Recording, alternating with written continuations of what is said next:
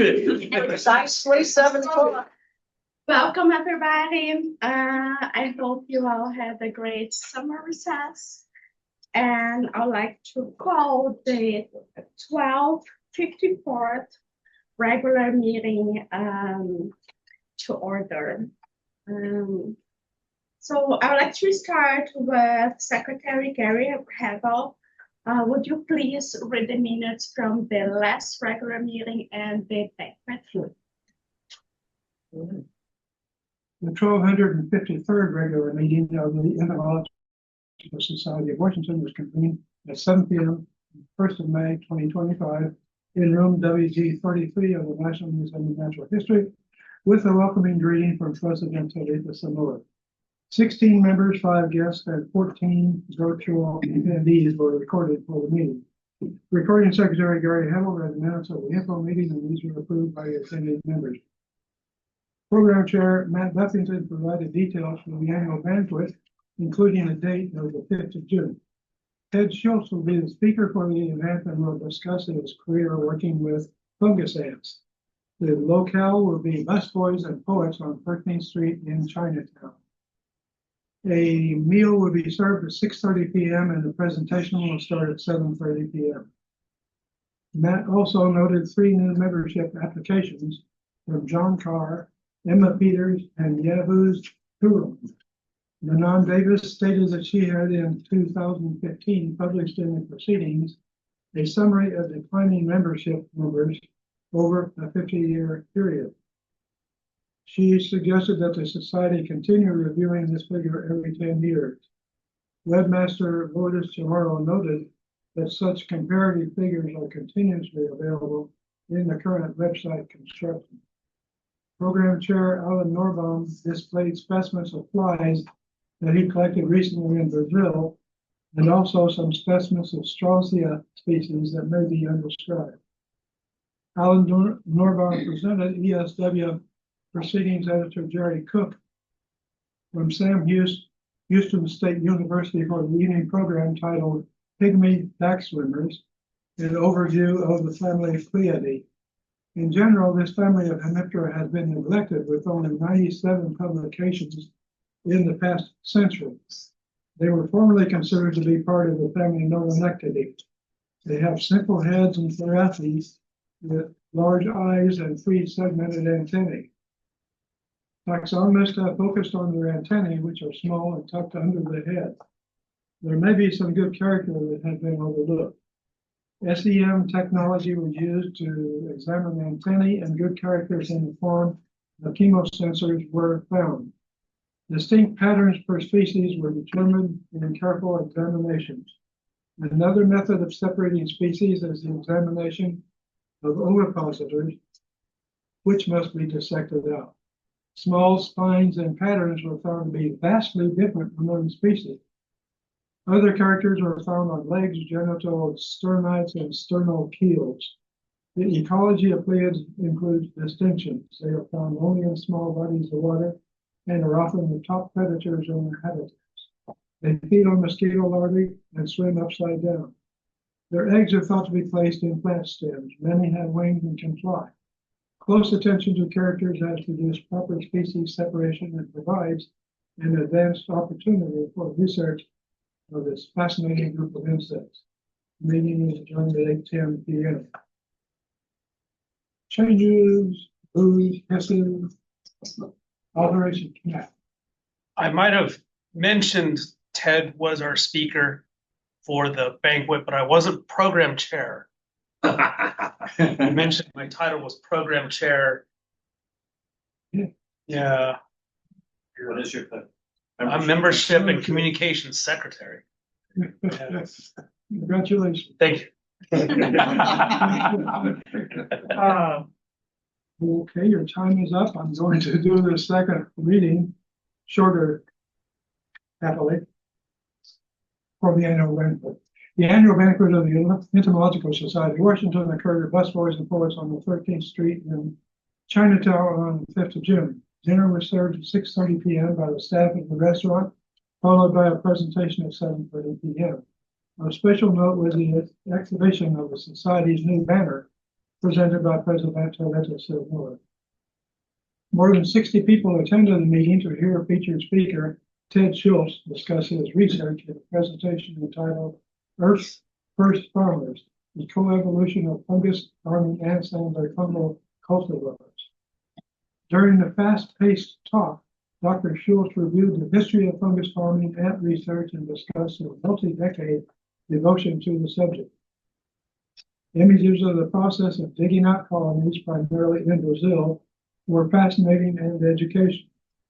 Discussion of current knowledge of ant and fungal relationships is proof of the value of the specific research. Dr. Schultz summed up his presentation by stating his wonder and awe for fungus ants and their biology. Thank you very much, Secretary Happel. Can I get a motion to have the minutes approved as read? So moved. Second? Second. Approved. Now moving to officer reports. Is there any relevant update to be shared, please?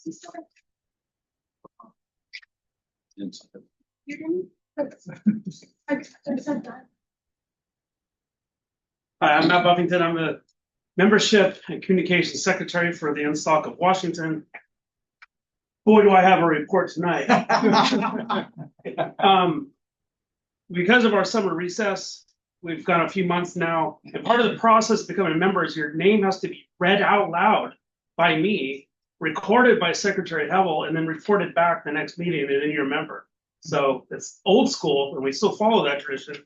So it's important that I read these names. There's so many, Gary. I'm just going to give you this paper when I'm next. Okay? Don't even worry about copying it down. So besides this long break, President Sundqvist approved spending some money to help sponsor a coffee break at the Western Weevil Roundup in Portal, Arizona in August.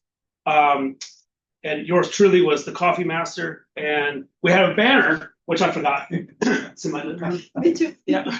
We had a banner up, and we think it had generated some activity for membership, and people appreciated the coffee. So the following 18 new members since the last meeting are the following: Dana Brennan of Washington, Catherine Malinsky of Virginia, Sydney Bennett of Connecticut, Caitlin Bloomer, Illinois, Avanti Shastri of DC, Jennifer McHenry of DC, Jackie Chitty of New Jersey, Emily Vasili, Virginia, Alejandro Estrada, Mexico, William Stubblefield of Maine, Diana Percy, British Columbia, that's Canada.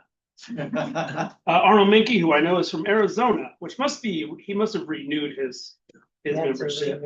Courtney Zenz of Virginia, Tim McCabe, did not get where he's from, Catherine Turk of Virginia, Beatrice Rodriguez Velez from Mexico, who I actually went to grad school with in Texas A&M. I'm really happy that she's a member. And Darcio Lucena of DC. That brings us to currently 183 active members in the society. And this includes 2 new lifetime members. You too can become a lifetime member.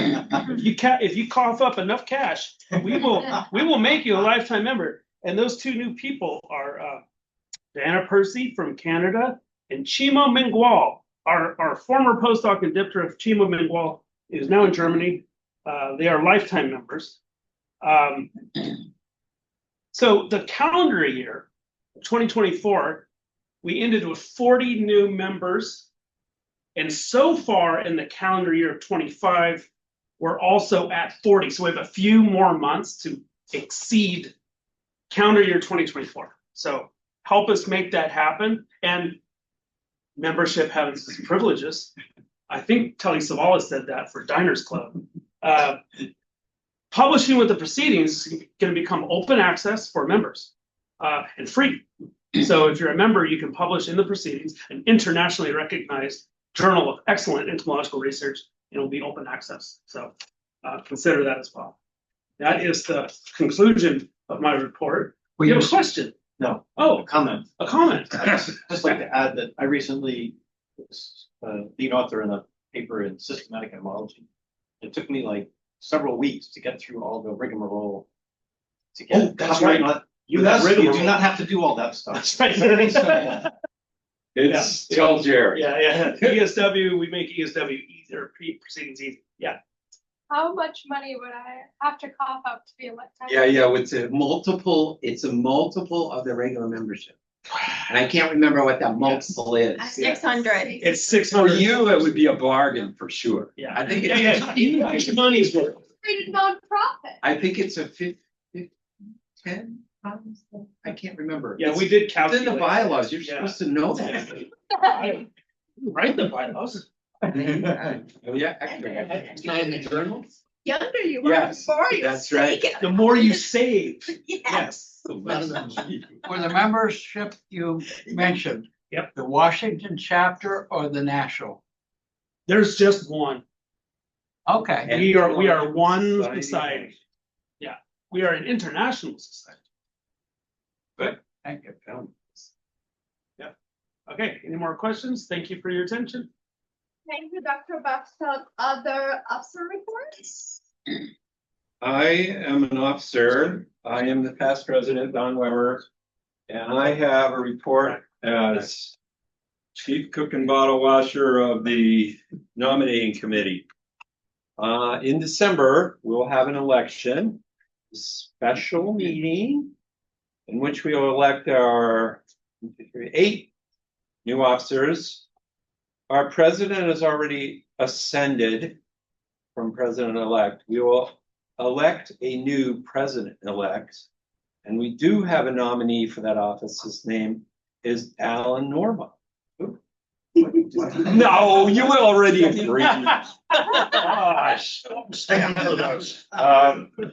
I'll read a slate, and I'm going to remind you before I read this that anyone is welcome to nominate him or herself or someone else, but that someone else has to accede to it. I think that's the word in the bylaws. They have to agree to it. Yeah. And they have also, to be a member. yeah, they have to be a member. And they have to submit at least a couple sentences of their qualifications. And the reason Matt is nodding is he hasn't sent his in to me yet. In November, we will read this again and we'll have available the candidate statements, which were due the day before yesterday's meeting. Recording Secretary Gary Hevel, Membership and Communication Secretary, drumroll, Matt Buffington, Treasurer Abby Kula, Program Chair, a new nominee, and I'm going to mispronounce it, but I'll try. Renan Carreno. No? Close. Okay. And he has confirmed his interest, and he has a great statement. And our editor is Jerry Cook. We no longer have an associate editor. Jerry is handling the proceedings of the Entomological Society of Washington excellently. We are almost up to date. And as Matt mentioned, some really nice arrangements for open access free publishing to members. And our curator, Alyssa Seaman, and our website administrator, who is not with us tonight, Lourdes Chamorro. I'm online. I know. Okay, good. You did get online. Okay. Any other questions about the election, which will take place in December? Yes. And I believe that you can be nominated from the floor. You can be nominated from the floor in December as well. However, at that time, you need to give a statement of why you are qualified. If you would like to do that at the December meeting, you're welcome to. That includes those of you online, according to our new bylaws, you are just as good as standing in this room at the meeting. I think that's concludes my report. I do have some show and tell, but that comes later. Later. Okay, Yeah. thank you. Yes. Uh-oh. No, not that you. Comment. Uh-oh. I was say I just say who the next speaker is. Yes. Program chair. So our next speaker in November is Zach Rabinow. He's a SEL postdoc working on soft lies. I think he's not about games. And December, our speaker is Rodrigo Diaz. Back in the room that there, and it's kind of about, I presume about pinned flies. Yeah. Good. Any report from officers on Zoom? Hi, Talita. Yes, this is Lourdes. I'm the webmaster, and can you hear me okay? Yes. Perfectly. Great. So we have a few updates on the website. If you go to the homepage, you'll see now there's a YEG tab, Young Entomologist Group, and you'll find information there if this is very appropriate for our current speaker. It goes very nice announcement. And in it, you can also, in the homepage, we have a donate button. That's a new one. And if you wanted to donate to either YEG or to the general fund, now there's a way to designate that in the website, on the website. And that's all I have. Thank you very much, Dr. Chamorro. I actually look at it and it looks amazing. Thank you. Thank you. Okay, so let's move to introductions of new members on the floor and on Zoom. If you are new here or visiting and feel like introducing yourself, please go ahead. So many new people here. It's the first time I am participating on the meeting. Like I'm being here as a user researcher in the Hymenoptera. And what's your name? My name is Monica. I'm a postdoc from Brazil. Yeah. Welcome, Monica. Thank you. Anybody else on Zoom? Okay. So moving, is there any unfinished business from the last meeting that you'd like to wrap up now? And I think nobody remembers if there was so long ago. Any new business that I would like to introduce? Okay. So the time that Dr. Ebber is been waiting for. Now we move to the presentations of notes and exhibition. So we're ready for show and tell. I do have some show and tell here. I'm going to raise these two books and you can come over and see them later. This is a new book from the Getty Publishers, LA, on Maria Sibylla Merian. I'll just read the jacket when I get my glasses out. The career and achievements of Maria Sibylla Merian, 1647 to 1717, are well documented. A pioneering artist and scientist, she spent much of her life innovating across various mediums and disciplines.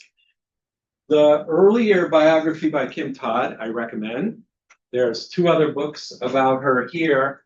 This one really emphasizes, as you might gather from the Getty Museum, the art and also the production methods of all her prints and the business side of how she managed with her two daughters to publish some very impressive works, including the metamorphosis of the insects of Suriname, to which she traveled in, wait a minute, let me get this right, 1699 from the Netherlands to Suriname and stayed there for 2 years. And of course, get very sick like everybody would.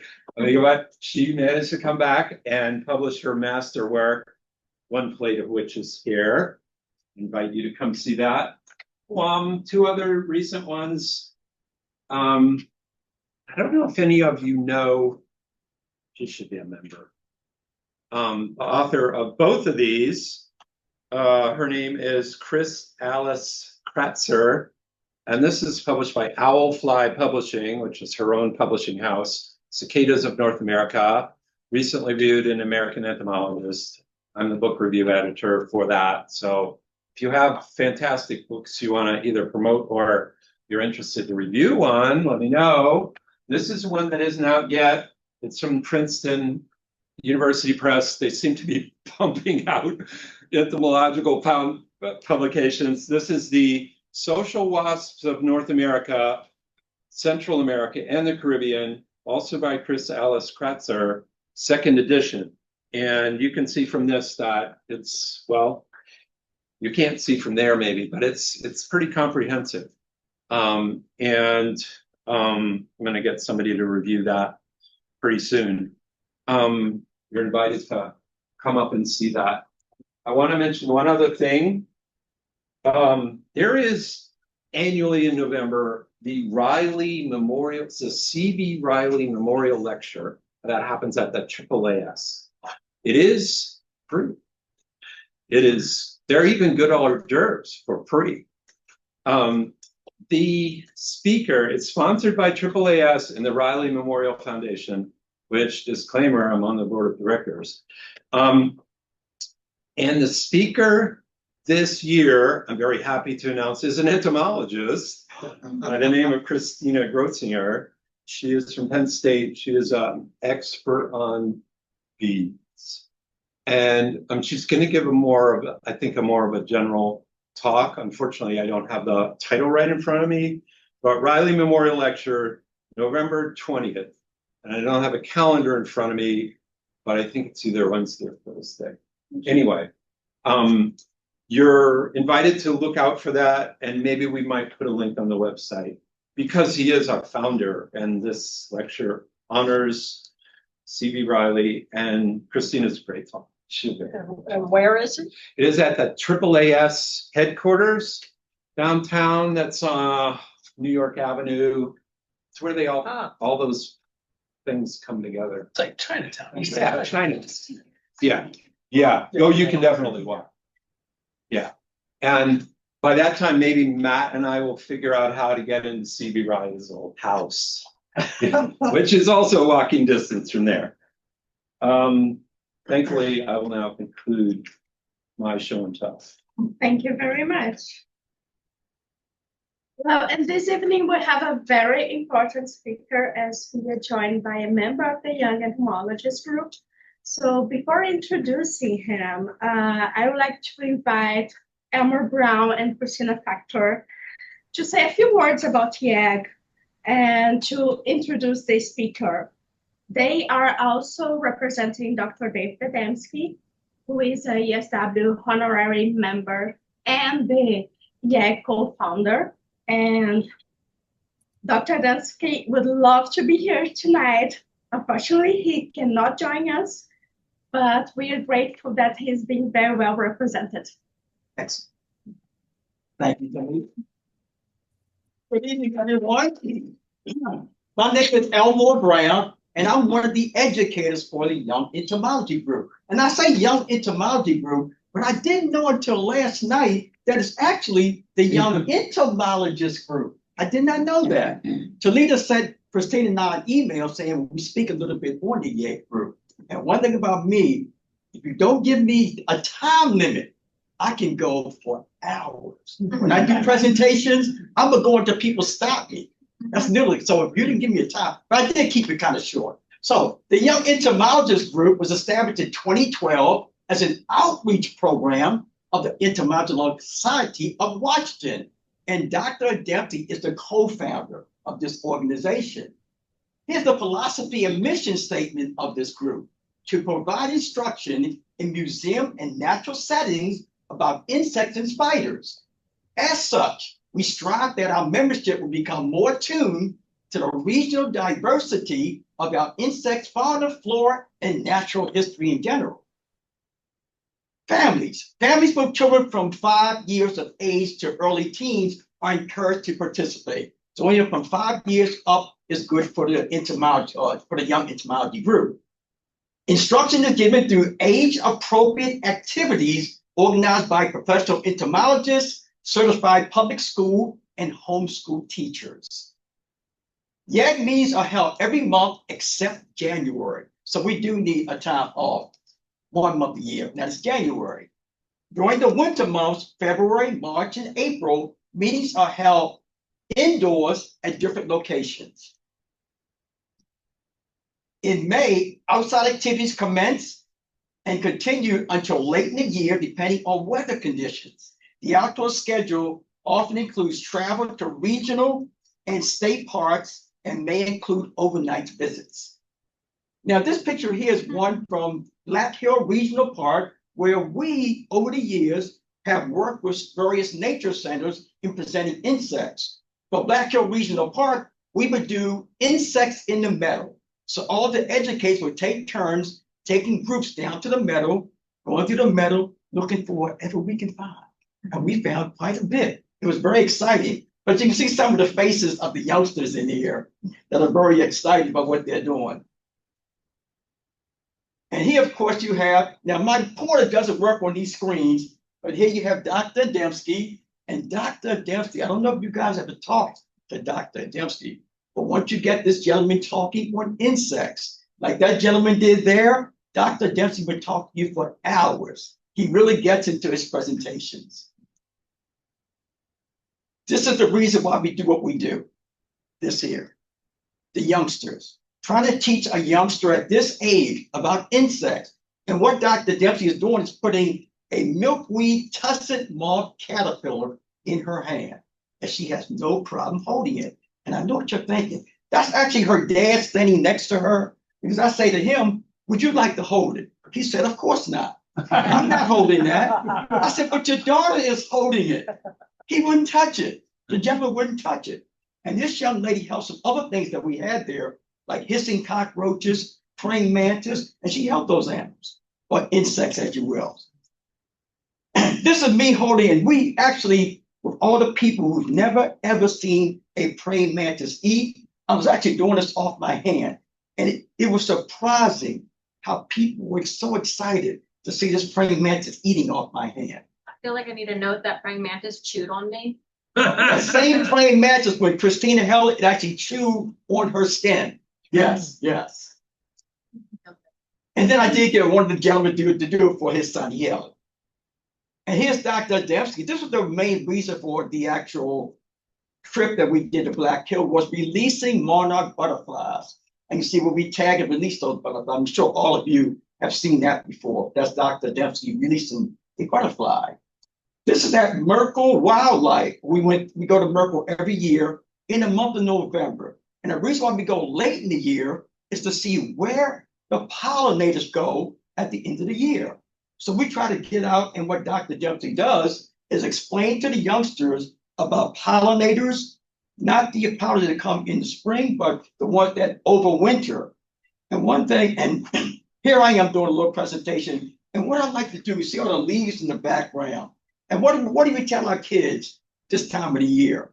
We tell our kids what? To go out and rake your leaves, get those leaves out of your yard, bag those leaves, put it down the gate, trashman will take it. But that's habitat. All of your pollinators, where'd they go? They live in the habitat. Oh, I'm sorry, losing my voice. I've been talking too much today. they go in leaf litter. And a lot of your, like another insect is the firefly. Firefly lives underground for 2 years. A lot of people don't know that. And they go and they rake up all their leaves. And when you put your leaves down for trash removal, that's ecosystem that you're sending away. So what I like to do to the kids, I say to them, and I do a lot of outdoor ed presentations, I'll say, look, when your dad or mom tell you to go out and break the leaves up and get rid of them, what you want to try to do, let them know you want an area of your backyard.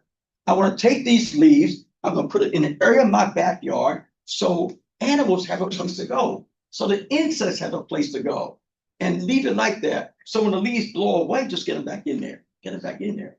So that, because what we do, we a lot of us, especially in the spring, is put chemicals in our lawn. In the fall, we break up all our leaves and we take the animal habitat. Now, this is actually at Redden. Every year we go to Redden, and we do Redden because we incorporate this trip with the James Farm Preserve, where we meet a gentleman there that shows us horseshoe crab. But we like the house at Redden, and we have a lot of resources that we use, like the digital microscope for viewing different insects. And here you have Dr. Dembski that likes to do a lot of the fine tuning and identification. This young lady here, I have to speak on this young lady. We have Christina sitting up here. And let me tell you, Christina is the glue that holds us together. Christina is the glue that holds us together. And what she does a lot of the administrative work. So if any of you are on our mailing list and you see these announcements come out, they're coming from Christina. Christina will send an announcement letting you know when our programs are coming up. If it's a couple of weeks away, she'll send out, you need to RSVP for our program. So we get an idea how many people are coming, which is very good because we can prepare for the people. And also, the emails that come into the YEG group, she answers all those emails. She sets up appointments with our speakers. She does all this. And it's a lot of work that she does that a lot of people don't realize, but I realize. Okay, so let's hear from Christine. Can we get a hand, Christina? Over 110 degrees, and we had no air conditioning in that lodge. But I did fans. She's right, but I love heat. I don't care how hot it gets. I love it. Cold, I don't like because cold. In fact, my house, the downstairs, upstairs is set on 83. My upstairs is set on 86. The only time my air conditioner cuts on if I have guests. If I have guests, I bring it down to 78, and I say, "Oh, you okay with 78?" They say, "No, I just bring it a little further." That's where I stay, and I love it like that. Dana DeRoe, she's one of our educators. Dana, we call the Spider Woman. If you want to know about spiders, talk to Dana. And Dana's been working, I think, at Smithsonian for over 20 to 25 years in spider collections. Does anyone know Dana here? You know Dana? Yes. Do you know how long Dana's working here? I think it's like 20. 90s, 97. Really? Okay, so quite a while. But Dana, she is our spider lady. Megan McCartney. Megan McCartney is our resident lepidopterist, along with Dr. Dempsey, who knows. And these two, and does anyone know she's holding in her hand? Cecropia. Cecropias. I see, I need to Sorry. know that. That's exactly what they're, Cecropias. So yes. And Dana and Megan is very, very good. And here you have the main man, Dr. Dempsey. Dr. Dempsey, I tell you, the guy is outstanding. Wearing your hat. He's wearing my hat, yes. See, I wasn't going to tell anybody that was my hat. But you knew, yes. So Dr. Dempsey, what an outstanding gentleman. He really is. Really. And I really love Dr. Dempsey. The Young Entomologist Group 2025. This is some of the things we've done this year.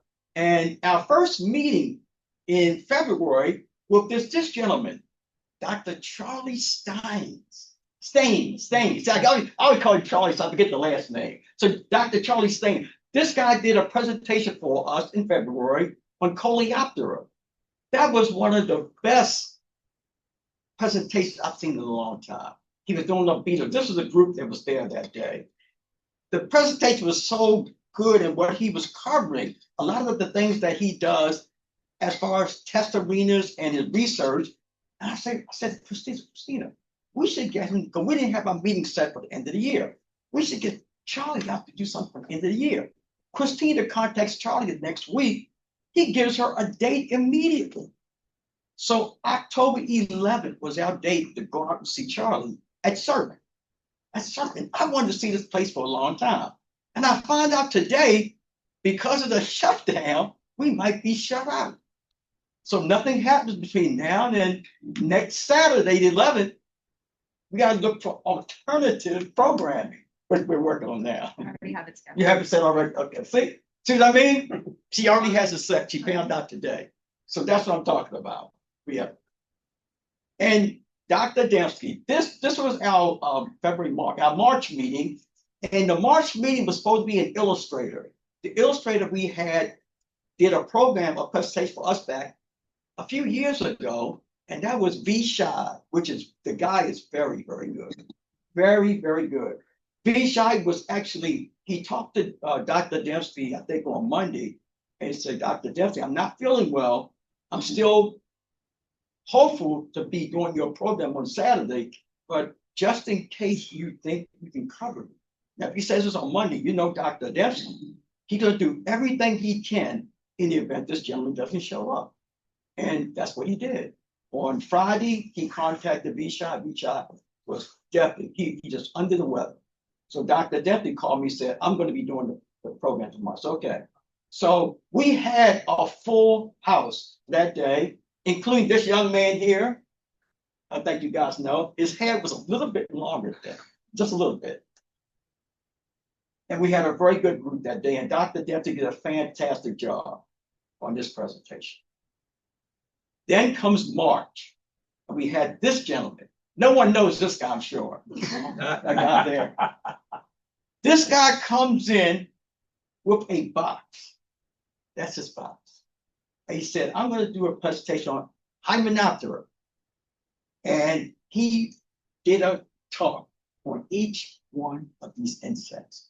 He'll show it to you, walk around, he's walking around while he's showing everybody. And his presentation was outstanding. I think I told you that at the end. Outstanding presentation.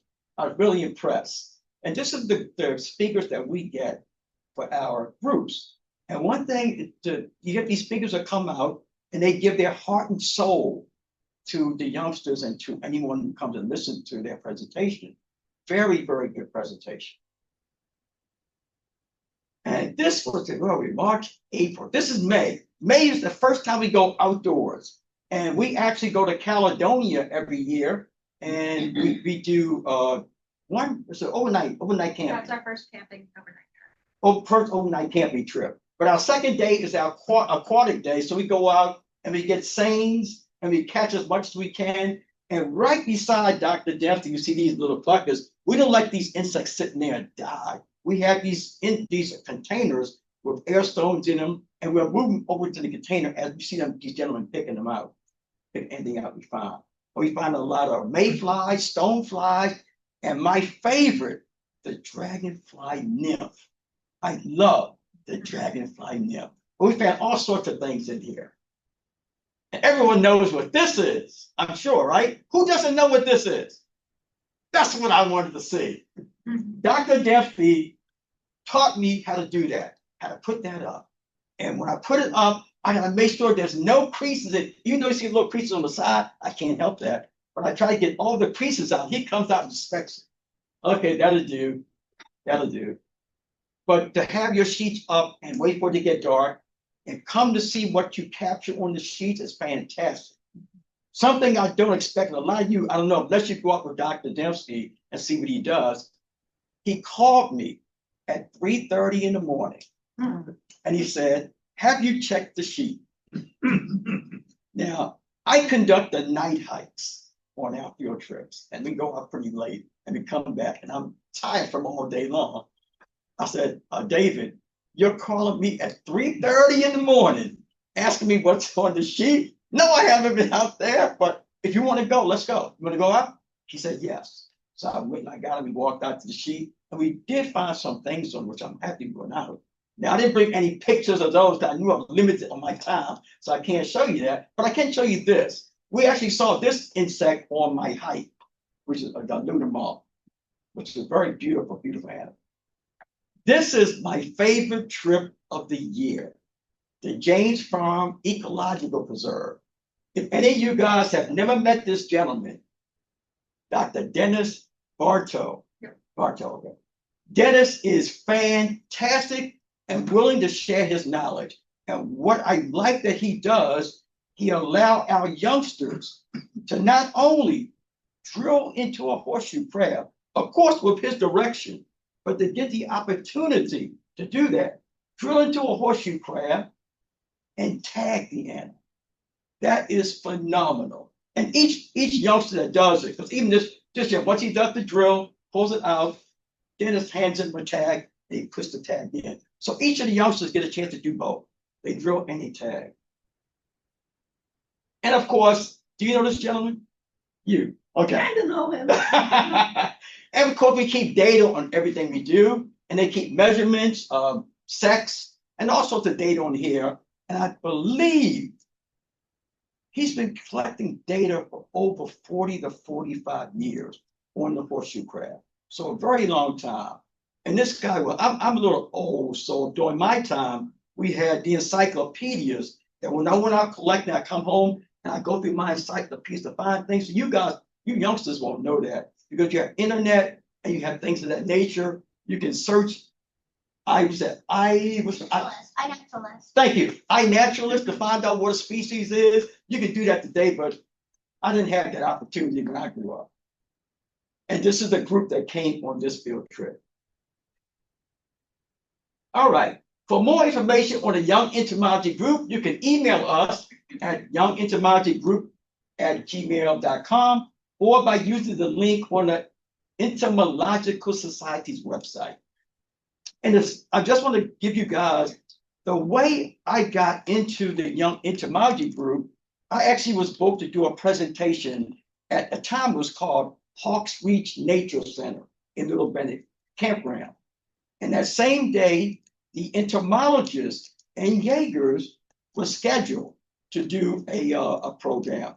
And actually, geez, you threw me off of that. I'm gonna skip past here, if you will, because I know we get Christina Factor will now introduce our YEG speaker of the evening.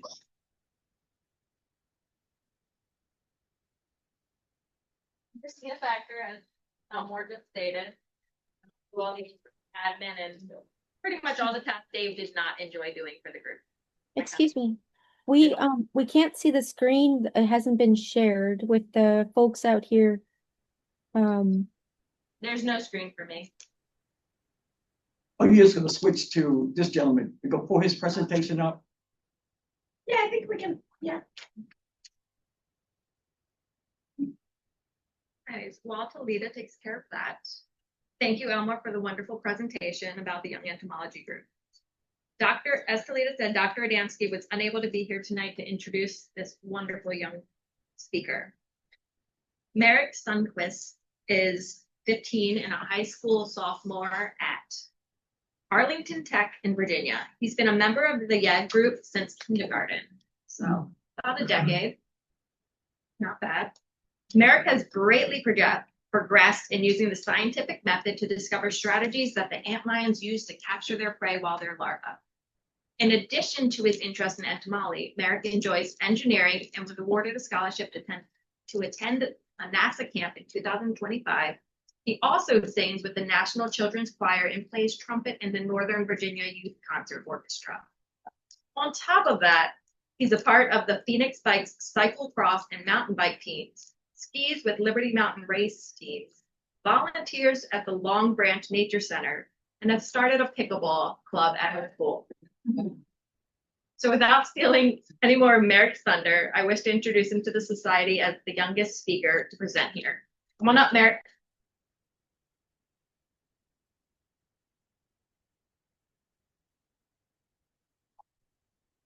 Well, I'm Mark.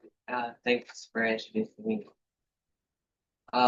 Yeah, so today I'll be talking about the funnels of death.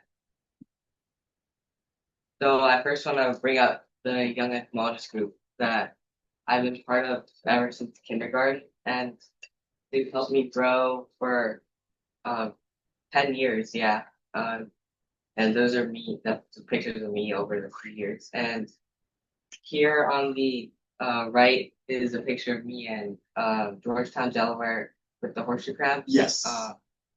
And I think that's the main reason why I want to get into antlion, because at the lodge we were staying at, there was always funnels around, and I would ask Dr. Adamski what they were, and he identified them as antlions. And when other older kids went to look at them, I got really interested, and so I took it a bit further. So first, what are antlions?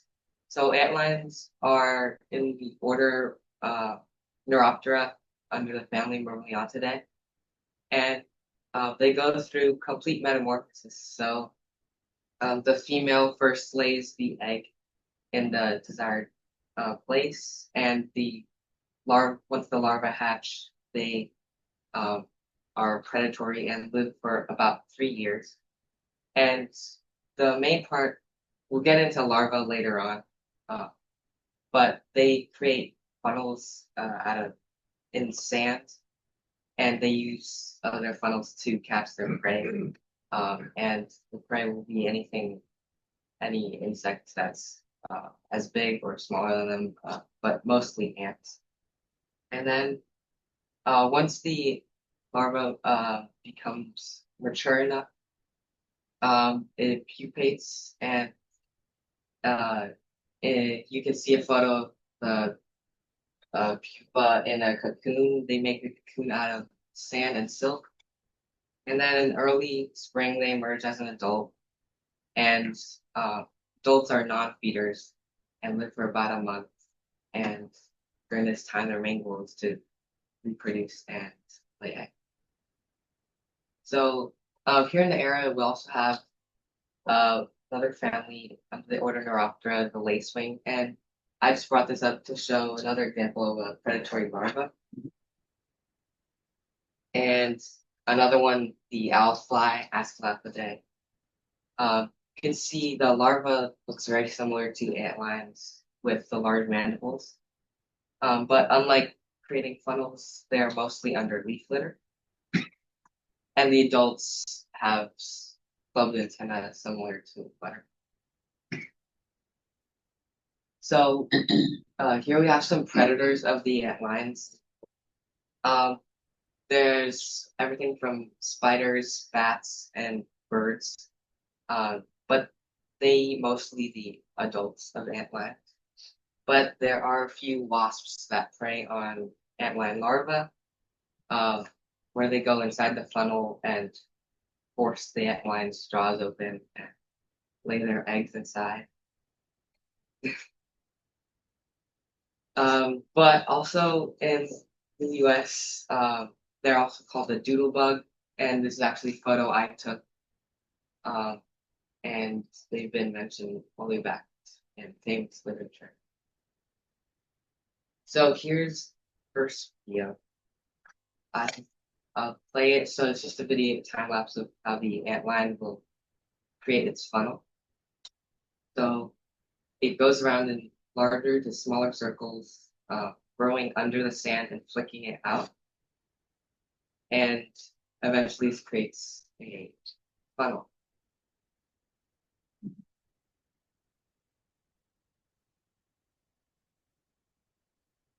So yeah, they go in sort of like spiral motion. And here's an ant that is being captured by the antlion. So as you see, the antlion flicks sand up at the ant to fall down. And then it grabs the ant and pulls it under the sand.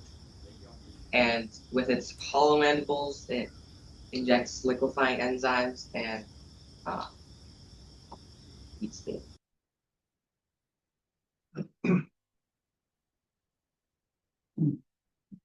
But since antlions are tiny insects, they also have to get rid of their trash. Oh my!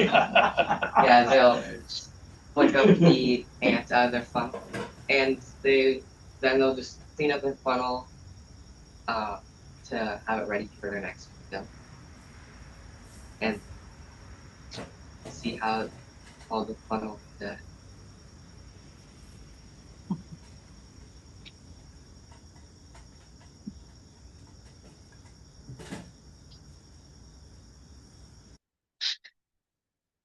So going back to Redden State Park, this is the lodge where I would always find these funnels. And when I saw another older young entomologist looking at how long the antlions create their funnels, he was sitting there for quite a long time. Eventually didn't figure out the answer, but I decided to take it a step further, and doing this, I made some observations, and I wanted to figure out how long it took them to build their funnels and how they did it, as well as how they would be affected if creating their funnels in different environments.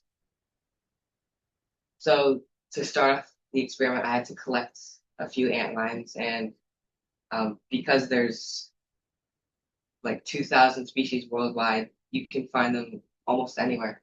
So I found a couple near my house and collected them here near a stream. So just quickly going over what an experiment is. It's a formal test where you compare different variables that are manipulated with others that aren't, which is the control. And the experiment starts with observations and then questions based off the observation. And by answering these questions, you'll come with a hypothesis. And the hypothesis is what you think will happen. So in my experiment, I used the antlion larva as my experimental unit and then manipulated the soil structures and to see if the antlion was more successful in different substrates. So this is my setup for my experiment. I used an egg carton to put the antlions into different containers, which are filled with my 4 substrates. And these are my 4 substrates. I used loose dirt, which has very fine grains, but as well as some mulch and debris. I used clay sand as another independent variable, and it's man-made, and the grains are very small and uniform in size. And the native substrate, which has some larger grains, but also smaller, and twigs and sticks because they're found under camp. And finally, I used some small pebbles. And as a hypothesis, my prediction was that they might do best in their substrate where they were found, or the clay sand, but that's because that's where I found them. So it wouldn't be female lay the eggs where she wants the antlion larva to be most successful. So that the first day I put the antlions in the different substrates to see what would happen, and I eventually got funneled in the loose dirt, the clay sand, and the native substrate. But one thing I was surprised was the small pebbles, since they were collected by creek bed. They had some smaller grains, and the antlion had pushed the larger pebbles away and concentrated the smaller pebbles to show that they try to create a funnel in whatever environment. So how fast do antlions make their funnels? So in the native substrate, they could build a funnel, but it took about 3.3 hours. The clay sand took about 2 hours. The loose dirt, it took about 5 hours, and the small pebbles, it took over 12 hours because it happened overnight. That's sweet. So I did some statistics with my results.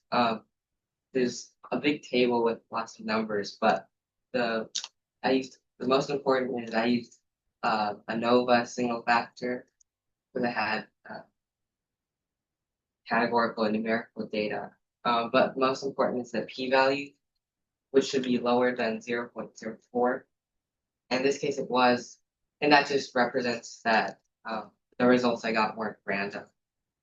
And in this case, the null hypothesis was rejected, and the null hypothesis was that there's no difference in time wherever the antlions are in the different substrates. So by being rejected, it showed that there was a difference between how long it took to build their funnels in the different substrates. So the clay sand was found to be most successful for the antlions, but why was this? So clay sand is manufactured by humans using silica and other materials, but it's very uniform in size and very small grains. So I thought that it's easy for the antlion to move around in the substrate.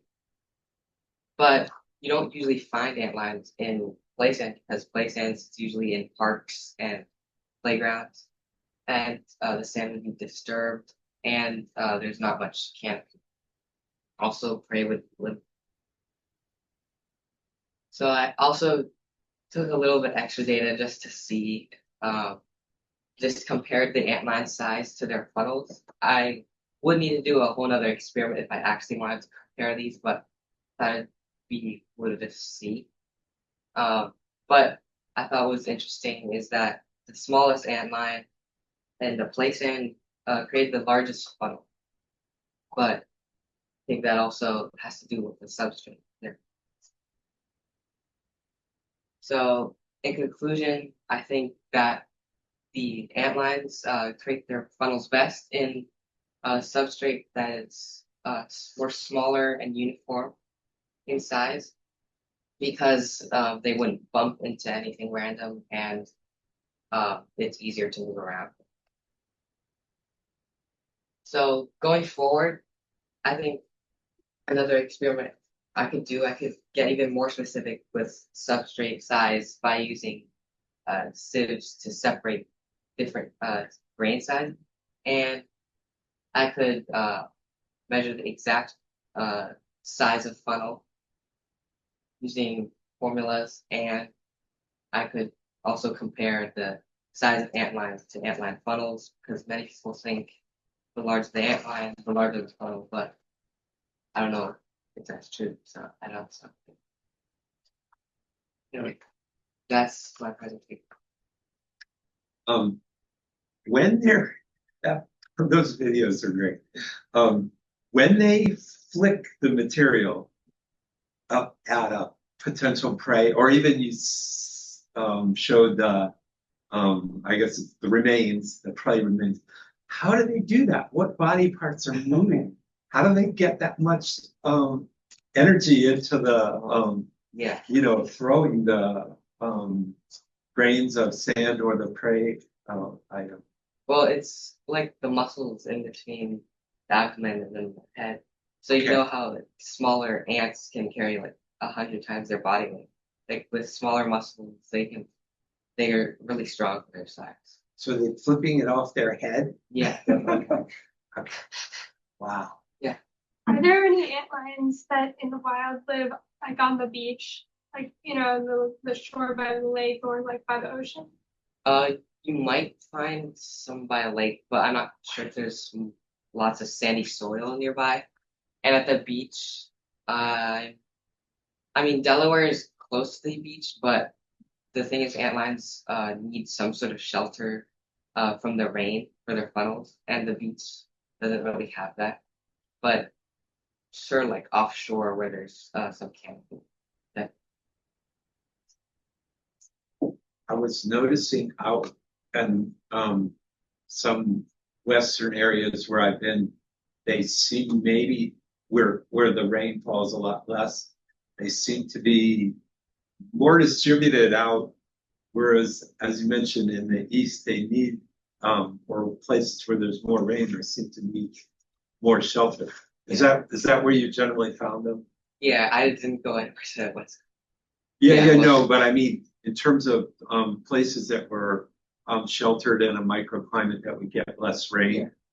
Yeah, they're mostly like where I found them. It was almost like there was lots of canopy.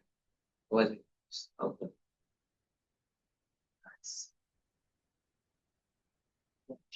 Could you go back to your like next questions yeah. So something I was thinking about looking at this figure is another factor with the grain size would also be relative humidity, because things like to stick together if they're wet, but if they're too grainy, they dry out really fast. Like we were talking about the sandcastle analogy. Yeah. And I'm wondering something else to look into is what's the angle you could get with a funnel in different types of obvious soils that maybe retain moisture a little bit better, because then that would change the pitch and that would change the rate at which perhaps something, maybe your catch would go down because it might be narrower, but the rate of escape would be reduced. You know, there's probably some balancing selection going on there. Yeah, well, in my experiment, I did monitor all of the humidity of my substrates, but I do think that with like wetter, more moisturized sand, you could get a steeper angle, but it would be harder for the sand to like lose grip with each other to bring They can the ant escape down. easier. Isn't that called the, what do they call it? Angle of repose? Like different substrates have a different Sounds great. maximum angle. And you're so close to that when the insect is on that, It's small pressure. it's doomed. Yeah. Yeah. It's cool.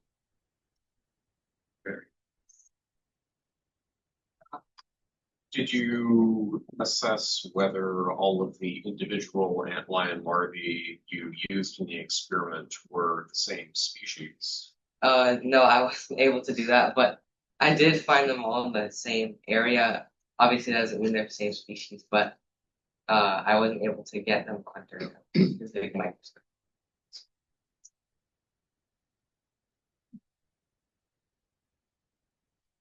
One more question. So when they're throwing stuff at their prey, right?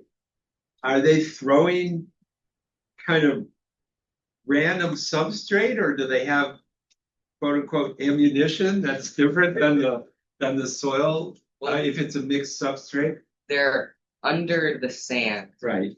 and when the prey falls in, their neurosense, they can sense the pressure.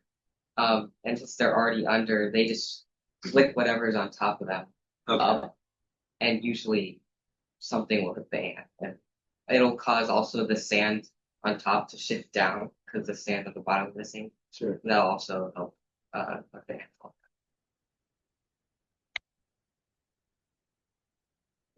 This doesn't relate directly to your presentation, Mark, but if anyone would like to see this picture, come up to me later today. This is an adult antlion, 46 million years old. 46 million. That we found in northwestern Montana this last summer. It's about 1.5 inches, the wingspread. It's the most incredible fossil that has ever come out of that fossil site. Is it one of the shales, the Yes. high resolution shales? Yep. What are they called again? I'm sorry? Lagerstätte? Yeah. Well, the site is Lagerstätte in terms of it produces incredibly well preserved specimens. But the preservation itself, we think, was it's a lacustrine environment, meaning a large shallow lake.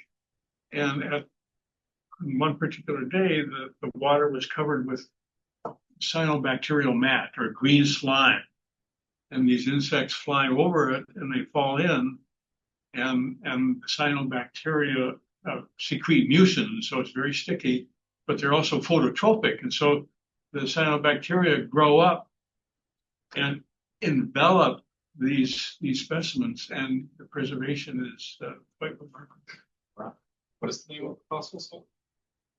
It's called the Kishinine Formation. Okay. It's on the western border of Glacier National Park. Okay. Yeah, that's right. When you get to a little more advanced part of your career, maybe in college, you have the resources to answer Don's question. You might want to see if there's resin in their thorax or flipping, because it's been first discovered in fleas, flea jumping. It's known from dragonflies and other things, and it's a lipoprotein, which is like a rubbery protein, and a lot of things that do that kind of action have resin. Does that add strength? Well, that's flexibility. How does the lifespan of like the larval stage versus the adult stage compare? Larvae can live up to 3 years. And once they do get mature enough, and pupate into adults, the adults, since they're non-feeders, they only live for about a month. Thank you very much. Yeah. That's the stuff. So I'd like to remind you all again that in our website, you can make donations to YAG to keep this amazing program that I'm sure you all inspired by it right now. I'll say something real quick. If any of you would like to do a program with us, please contact me. I'm starting my scheduling for next year's entire year of programming. So let me know if you want to volunteer. Okay, so anything else that anybody that somebody would like to bring up? Okay, then I would like to ask a motion to close our 12:54th regular meeting. So moved. Second? Second. Okay, thank you very much and good night.